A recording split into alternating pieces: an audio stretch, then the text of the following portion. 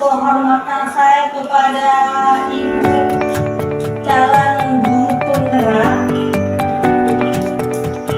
dan yang sehargai rekan-rekan saya pada hari ini. Baiklah ibu-ibu, untuk mempersingkat waktu, marilah kita beri kesempatan kepada kita memberikan kata-kata sambutan kepada ibu saya.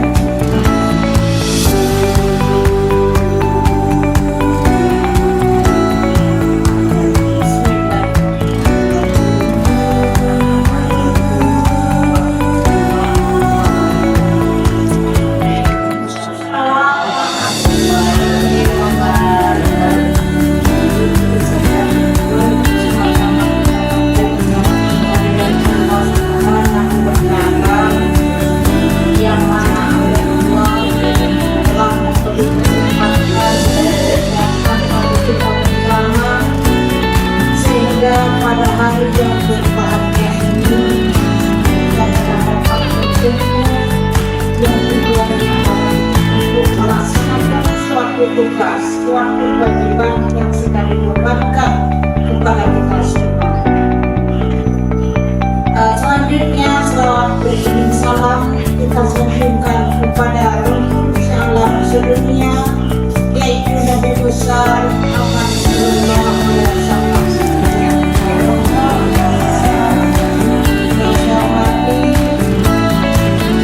Bapak dan Ibu yang berhadir pada kesempatan ini, dan juga yang kedua kepada Ibu ataupun Bapak yang sedang menjadi guru penggerak dan juga yang dalam hidup selanjutnya. Baiklah, dalam kesempatan ini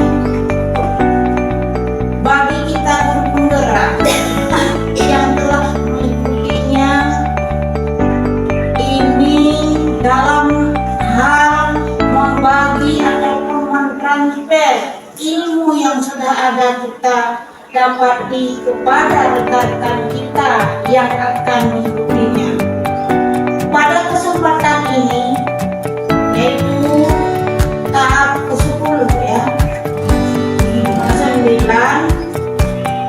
kita berusaha mungkin ke depannya yaitu lebih banyak lagi, apalagi kita dalam hal ini yang akan menjadi guru penggerak lagi ada 4 orang di SDN Bintang Ajam Baik. Yang sudah ada ini yaitu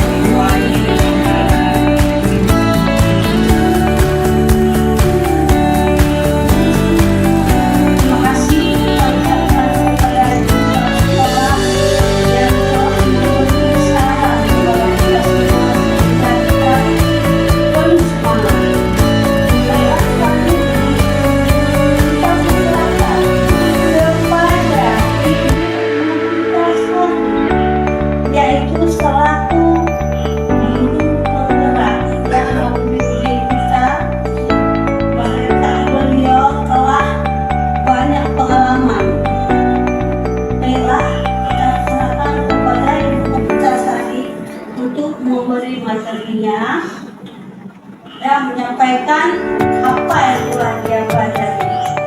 Terima kasih, saya selaku pembawa acara TV Darussalam, saya minta maaf saat ini. Wabillahi taufiq wal hidayah.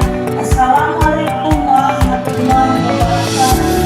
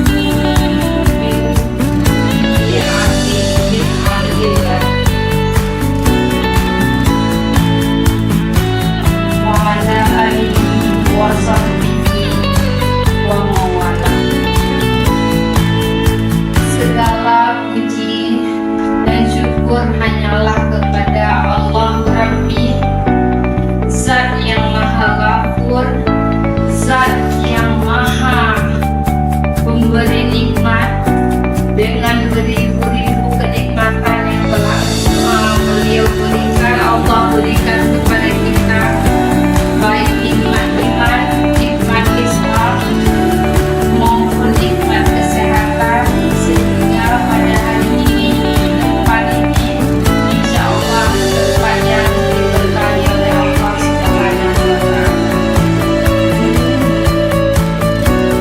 Salawat serta salam kepada junjungan kita Nabi besar Muhammad Sallallahu Alaihi Wasallam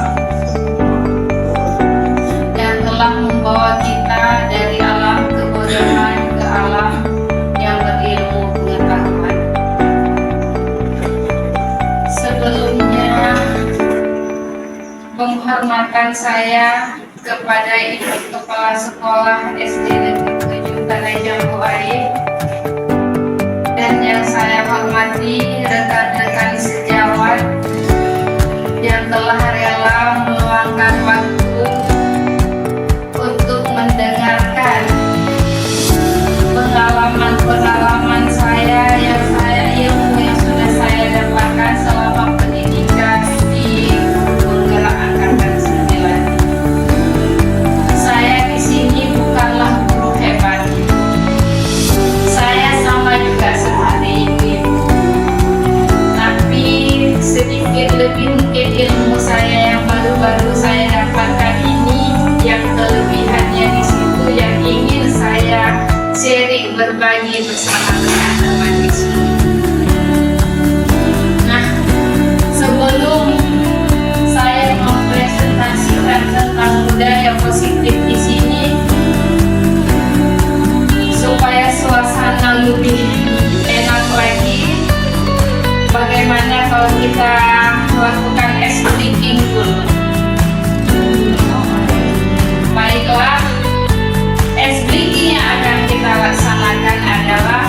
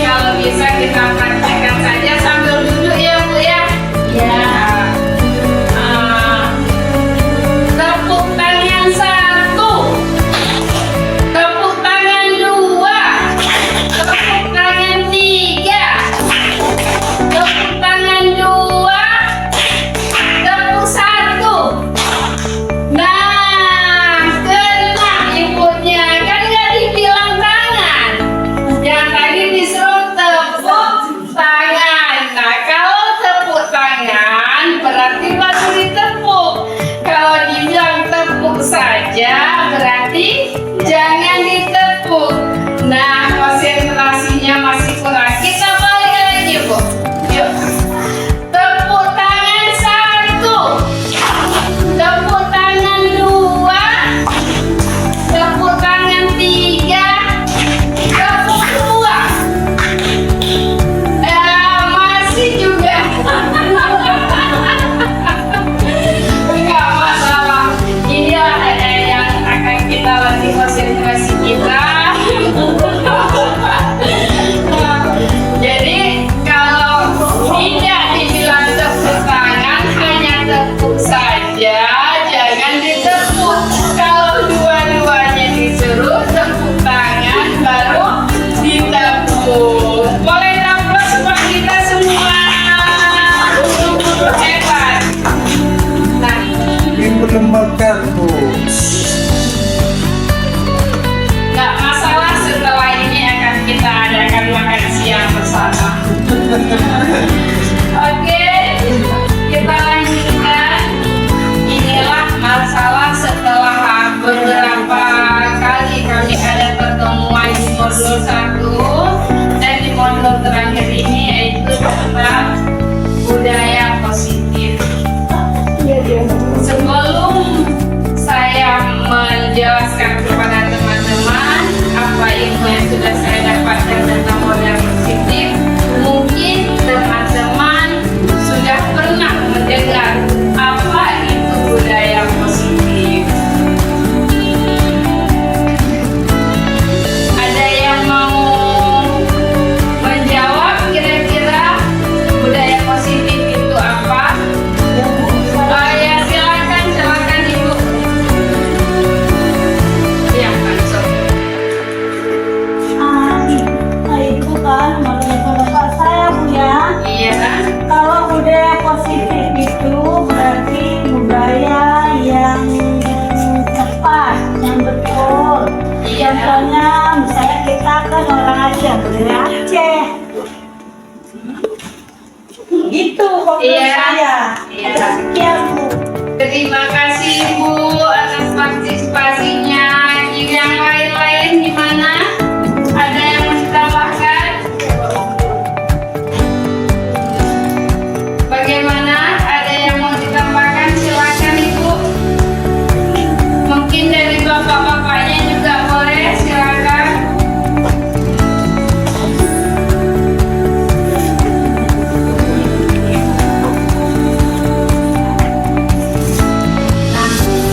Kalau tidak ada, nggak masalah.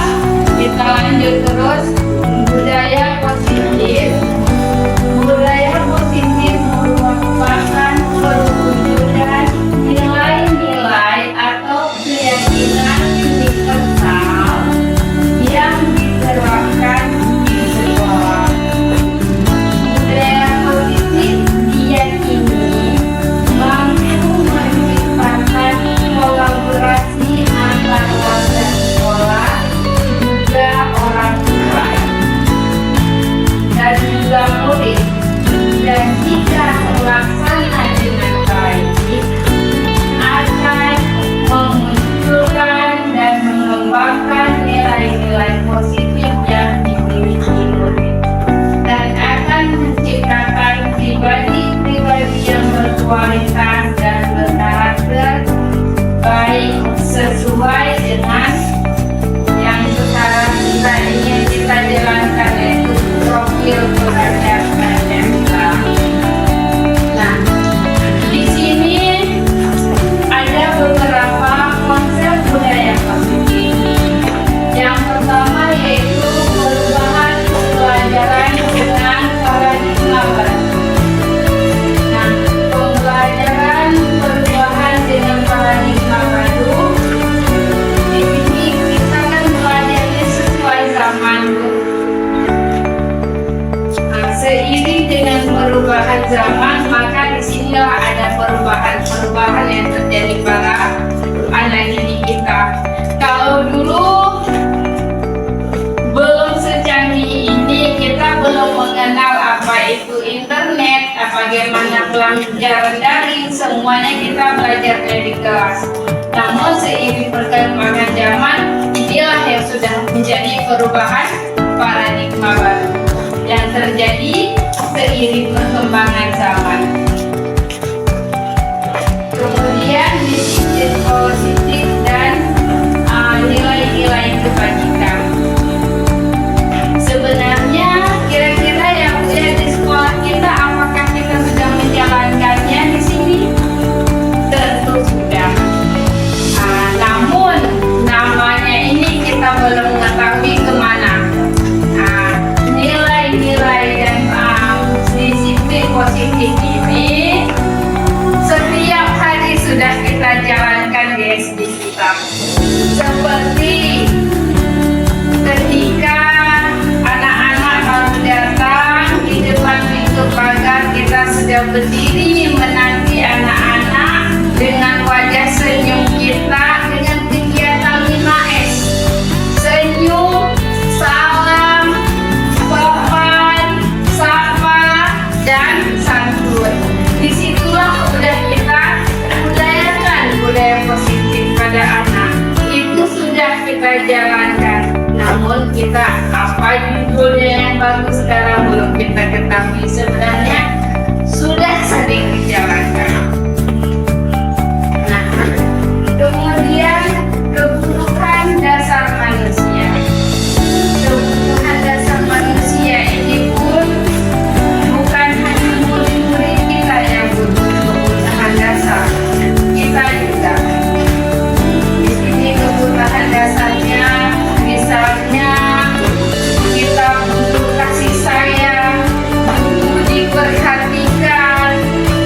Nah, kadang-kadang di kelas Bapak Ibu ada nggak anaknya yang suka aneh-aneh, suka buat yang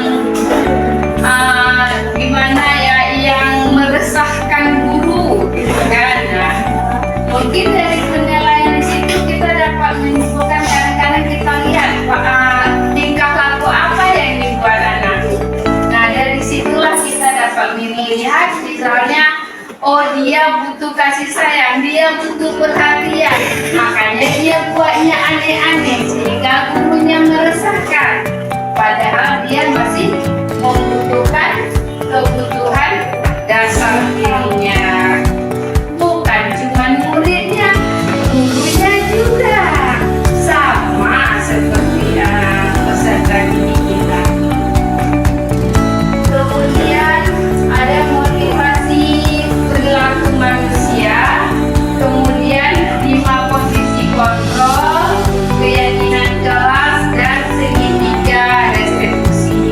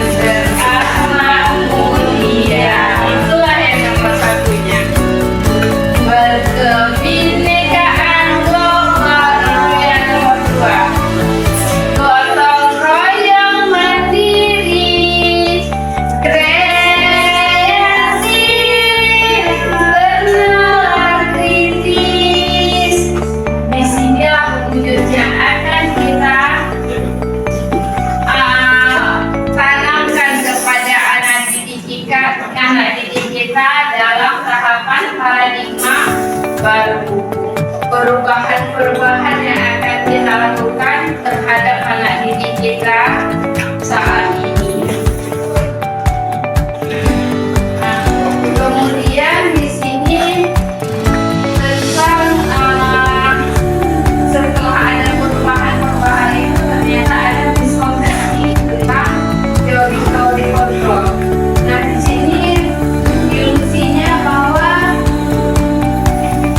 pemahaman kita selama ini kalau peserta didik itu yang bisa mengubah itu cuma guru yang bisa mengontrol murid. Itu pemahaman kita. Dan bahwa kritik dan saran jika ada salah anak, kritik dan saran ini dapat mengubahkan anak menjadi lebih baik. Ini pemahaman yang selama ini kita jalankan.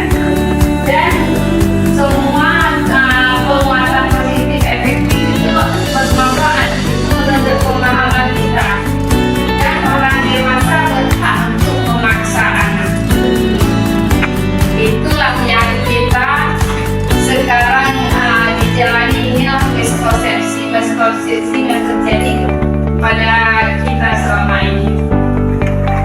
Namun cara mengubahnya bagaimana? Bahwa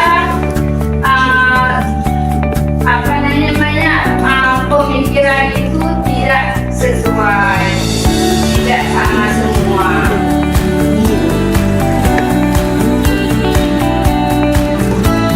Ini sebagai pendidik kita dapat menciptakan peserta didik yang memiliki disiplin sehingga mereka berperilaku mengacu pada nilai-nilai kebijakan universal. Dan nilai-nilai kebijakan apa saja seperti yang tadi sudah kita terapkan, bahwa seperti profil pelajar Pancasila yang ada, yang beriman, berkebinekaan global, gotong royong, mandiri, kreatif, dan bernalar kritis. Nah, yang kebutuhan manusia tadi yang sudah sedikit saya singgung tadi, bahwasanya setiap anak yang meresahkan, setiap anak ada melakukan sesuatu itu semuanya ada dampaknya. Kebutuhan apa sih yang dibutuhkan oleh peserta didik kita?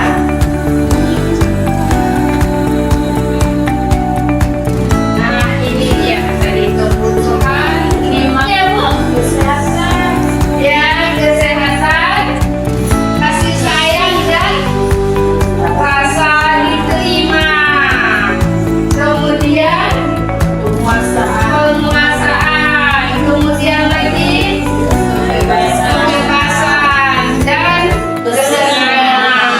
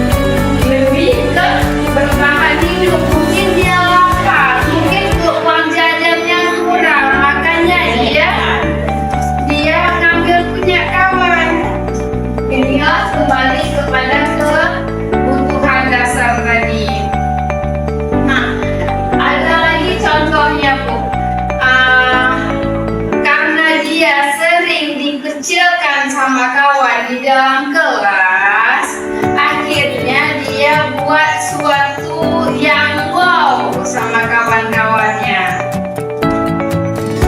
Untuk apa dia buat? Karena dia punya tujuannya sendiri di sana. Misalnya, karena dia sambil mengajak kawan, percaya nggak saya bisa gini loh. Akhirnya dia coba di dalam kelas. Pas guru olahraganya masuk di dalam kelas, baru masuk dia minta izin, Bu, permisi ke toilet. Dan sekali dia minta izin, gurunya enggak mempermasalahkan karena mungkin memang dia mau ke toilet. Setelah setengah jam kemudian dia minta izin lagi, keluar lagi. Ketika dia keluar yang kedua kalinya, kawannya tersenyum. Berarti kira-kira kita lihat di sini, ini ada suatu rencana yang direncanakan. Dia keluar masuk di saat 1 jam pelajaran dengan guru yang sama, dan teman-temannya ini tersenyum. Kira-kira kebutuhan apa ya yang ingin didapat oleh anak itu dengan kegiatan dia seperti itu? Kesenangan, kebebasan. Nah, kebebasan dia boleh, kesenangan juga boleh. Mungkin dia senang mau keluar ya, dia ingin bebas mau duduk ya. Ya itu juga boleh. Tetapi kadang-kadang waktu kita tengok dari latar belakangnya tadi, dia tidak diterima oleh kawannya, dia sering dikecilkan, berarti dia di sini ingin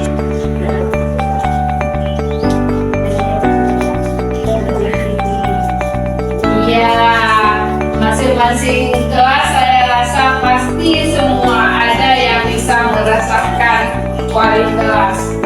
Namun tidak masalah, itulah kegiatan anak kita dan inilah tugas kita sebagai pendidik.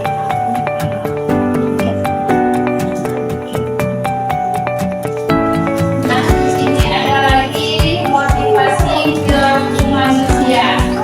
Nah, perilaku manusia ini untuk menjadi hukuman, untuk menjadi orang yang mereka inginkan, untuk mendapatkan imbalan. Ini semua ada motivasi dalam dan motivasi luar anak.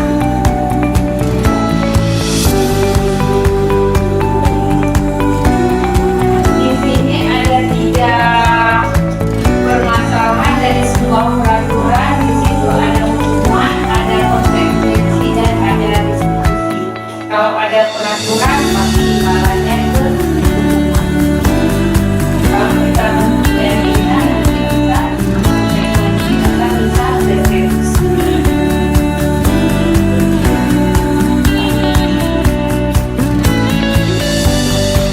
Ini perbedaannya, yaitu kalau hukuman, murid disuruh berdiri di kelas kalau dia melanggar aturan. Kalau konsekuensinya, mungkin gurunya akan dirangkap selamanya secara langsung hampir sama ya. Ternyata kalau direksekusi di sini, guru nanya dulu keyakinan kelas apa yang sudah disepakati, terus jalan keluarnya bagaimana. Itu semua akan keluar dari diri dalam anak, motivasi anak sendiri, bukan kita yang paksa, tapi dari anak yang paksa. Kira-kira perubahannya yang akan dilakukan oleh anak apa? Inilah yang inilah yang akan kita ubah.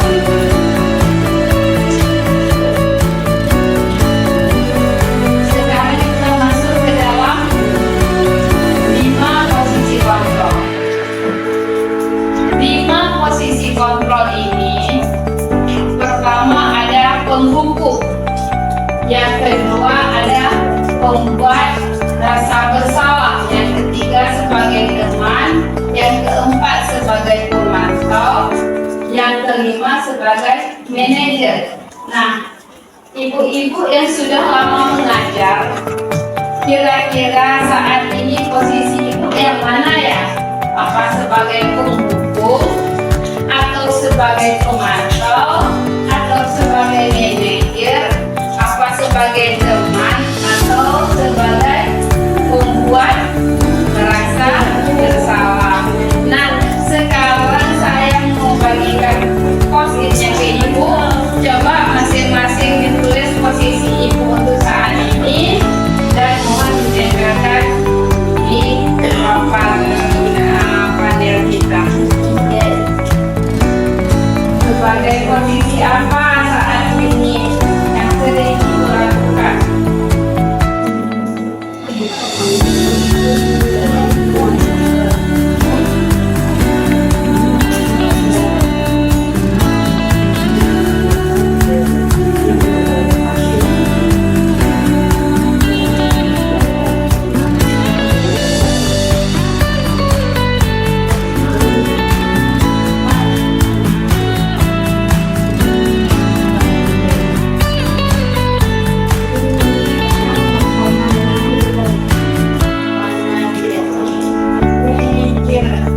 Oke, ibu silakan menurut yang ibu lakukan. Akhirnya kau play video. Ya, jalankan video kalau yang Itu kau play banyak. tempel itu. Silakan ditempel itu. Ya.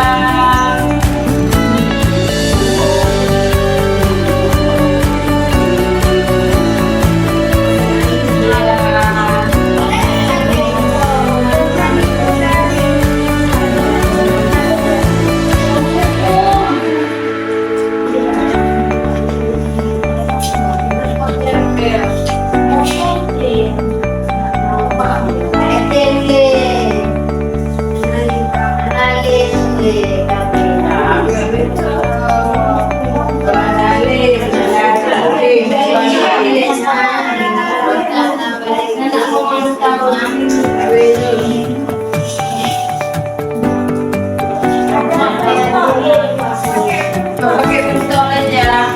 Boleh. Oh, ini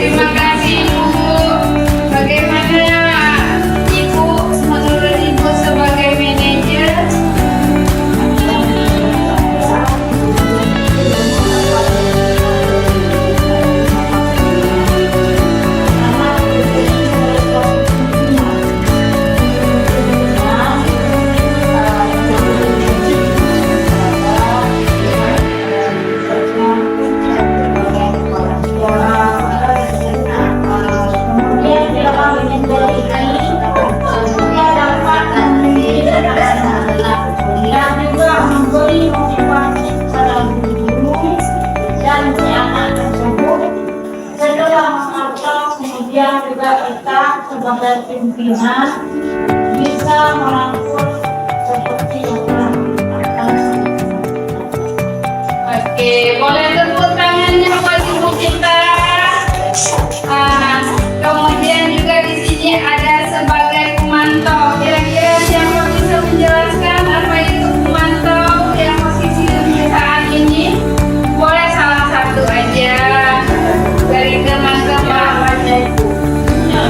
Boleh. Bu Sandia juga boleh. Kalau silakan ibu, nggak masalah di sini bu. Silakan ibu. Terima kasih. Menurut saya pemantau itu tidak seorang guru apa yang dilakukan oleh siswa baik di bidang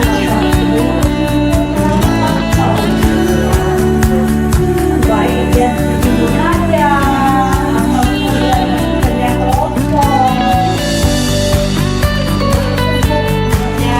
Terima kasih ibu. Boleh tepuk tangannya untuk Sandia. Nah, itu nggak masalah, itu semua apapun yang selama ini ibu jalankan sebagai posisi di mana ibu ya, apa sebagai penghukum, apa sebagai pemantau, apa sebagai manajer atau pembuat rasa bersalah, bahkan sebagai teman. Nah, selanjutnya kita lihat di sini sebagai penghukum. Di saat anak kita salah, posisi penghukum, contoh yang dilakukan anak, misalnya hormat pada bendera selama 1 jam. Ini contohnya sebagai posisi contoh penghukum. Di saat anak salah, langsung tanpa tanya-tanya kenapa si anak salah, langsung dihukum. Jadi di depan tiang bendera, hormat bendera selama 1 jam. Inilah contoh dari penghukum. Nah, kemudian kalau pembuat ini merasa bersalah, ngomongnya pelan ibu. Ngomongnya pelan dengan si anak, tetapi dari kata-kata gurunya ini membuat dia ini rasa bersalah yang mendalam. Nah, seperti kata-katanya ini, beberapa kali ibu harus memberitahu kamu selalu saja mengecewakan ibu. Di sini kan ada poin yang harus digarisbawahi oleh anak-anak. Bahasanya halus, tapi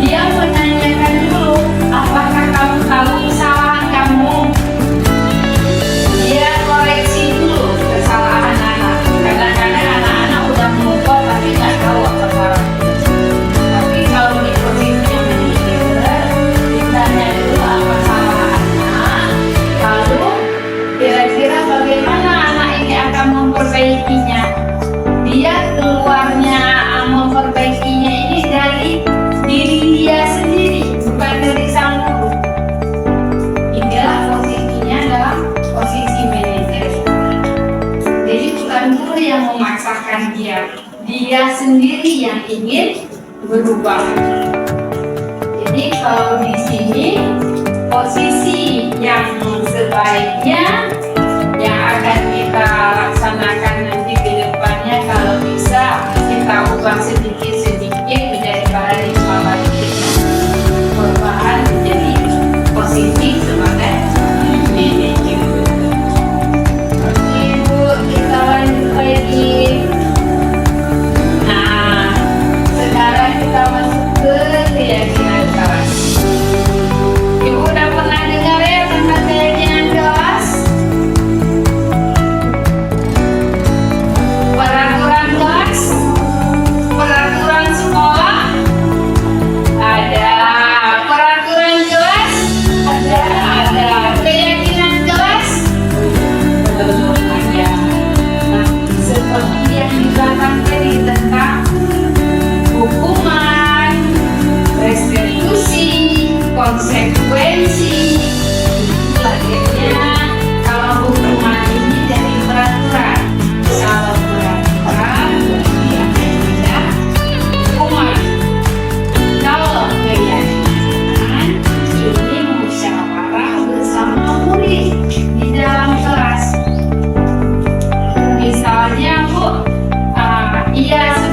sebenarnya kita sudah menjalankan, cuma kita nggak tahu judulnya apa ya. Nah, agak sering kita jalankan sama anak. Misalnya ini di dalam kelas kita membuat aturan-aturan sama anak. Mau hadir sekolah jam berapa? Misalnya, mau hadir ke sekolah di sini setengah 8, atau menggunakan seragam dengan rapi, atau di dalam kelasnya kita nggak jalan-jalan, belajarnya dengan keadaan aman dan nyaman. Di sini kita musyawarah dulu dengan anak. Kira-kira anak mau keyakinan mana yang akan dipakai oleh anak? Kita musyawarah dengan anak. Setelah anaknya mengeluarkan ide-ide dari anak, terus kita kesepakati bersama dengan anak, lalu kita kumpulkan kira-kira hal yang terpenting yang mana dan kita urutkan, lalu kita tempelkan di kelas. Kita jalani bersama anak. Guru juga jalani keyakinannya, anak-anak juga. Di saat anak sudah tahu dengan keyakinan mereka, jika mereka membuat salah, maka konsekuensinya seperti yang manajer tadi. Bagian mana letak yang salah? Seandainya misalnya gini, dia datang ke sekolah lambat, pas gurunya udah ngajar kira-kira 15 menit ngajar, datanglah anak tersebut. Setelah dia datang, karena konsekuensi keyakinan kelas sudah kita tanamkan tadi, sudah kita musyawarahkan bersama, di saat dia terlambat kita bisa lakukan. Kenapa kamu terlambat? Kok saya jawab? Kira-kira keyakinan kelas mana yang kamu lakukan? Nah, dia sudah paham. Kenapa? Karena yang buat dianya sendiri, dia ikut berperan untuk membuat keyakinan. Jadi keyakinan yang mana dia langgar, dia akan tahu. Nah, selanjutnya bagaimana dia bisa berubah? Itulah motivasi dia nanti akan keluar. Kalau peraturan cuma dari kita, kalau keyakinan kita bekerja bersama anak ini sendiri.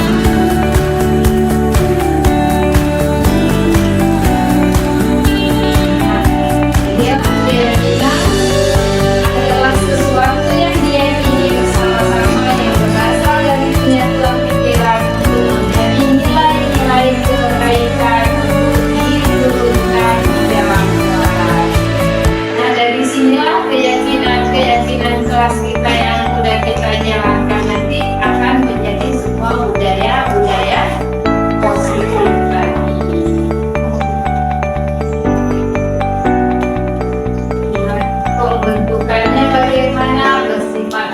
surat, pernyataan universal, dan semua warga sekolah dilibatkan saat membuat keyakinan kelas. Nah, ini contohnya cara membuat keyakinan kelas. Pertama, bagaimana? Pertama, kita rumuskan dulu, kita jelaskan dulu kepada peserta didik kita. Kemudian kita membuat peraturan bersama anak-anak tentang keyakinannya apa saja. Kemudian setelah anak-anaknya setuju, kita tempelkan komik seperti tadi. Kalau mereka sudah yes, lalu kita ajak mereka untuk menandatangani perjanjian atau keyakinan yang ada yang akan kita jalankan bersama. Lalu ditempelkan di dalam kelas.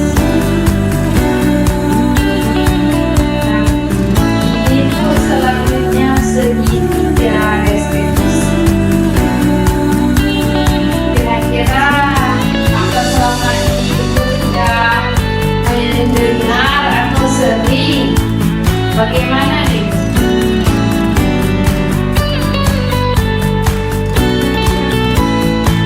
Segitiga restitusi.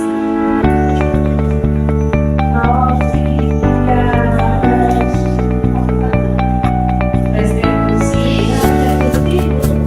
Belum kami dengar ya. Ya, ada matematikanya ya. Ya, nggak masalah itu. Inilah merupakan paradigma ya, belajar tentang hal-hal baru. Segitiga restitusi adalah suatu proses dialog yang dijalankan antara guru serta pimpinan murid yang berbeda berlaku.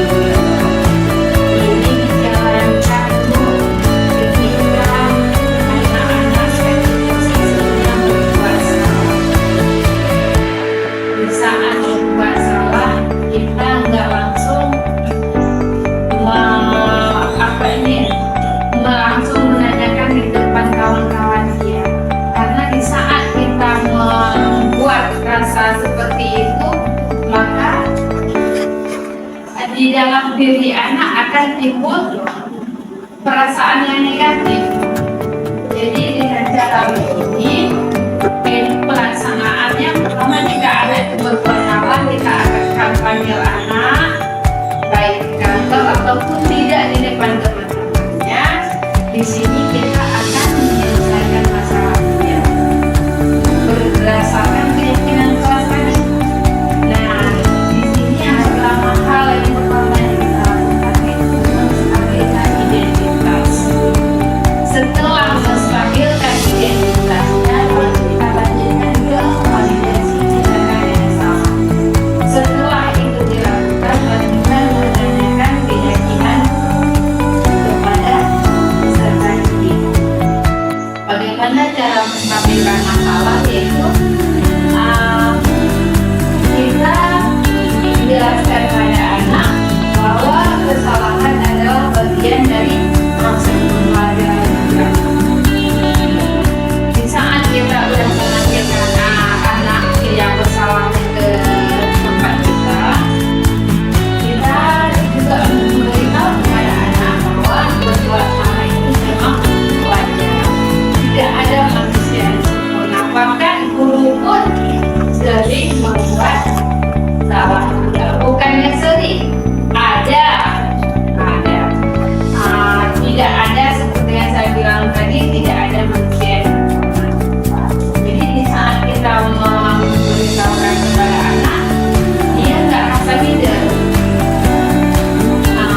bahwa kita juga pernah berbuat salah. Setelah itu baru kita tanyakan lagi kepada anak di validasi tindakan yang salah. Kenapa dia melakukan kesalahan tersebut? Lalu dimasuk ke validasi tindakan yang salah. Setelah kita menanyakan hal tersebut dan anak yang menjawab, setelah keluar itu baru kita ajak dia untuk menanyakan keyakinan kelas. Keyakinan yang sudah kita terapkan tadi. Nah, dari situlah dia muncul motivasinya untuk merubah dirinya dan tidak akan membuat kesalahannya lagi. Nah, inilah saja Ibu pemaparan dari saya, ilmu yang sudah saya dapatkan selama pendidikan beberapa buah modul. Ini yang dapat saya sampaikan. Semoga apa yang sudah saya sampaikan bermanfaat bagi ibu-ibu dan dapat kita jalankan bersama-sama. Walaupun saya di sini baru satu orang bergerak, tapi saya tidak akan mampu untuk menjalankan semua budaya positif ini sendiri.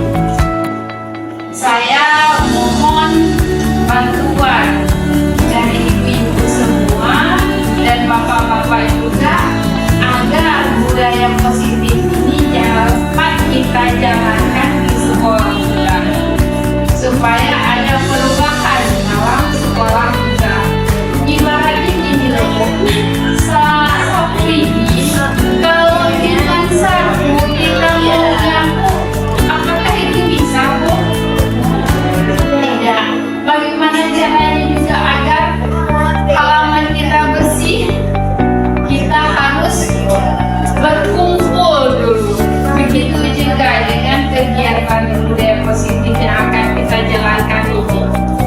Nah, kalau saya sendiri DKR tidak akan pernah bisa, saya mohon gandengan tangan teman-teman semua untuk mengubah semua ini, membangun budaya positif di sekolah kita agar sekolah kita ke depannya lebih hebat lagi, lebih maju lagi, dan kita bisa memberikan peserta didik kita yang ke depan tidak hanya cerdas tapi juga terampil, juga berakhlak mulia ya Bu ya, sesuai dengan profil pelajar Pancasila. Sekian Bu Ibu dari saya. Wabillahi taufiq wal hidayah. Assalamualaikum warahmatullahi wabarakatuh.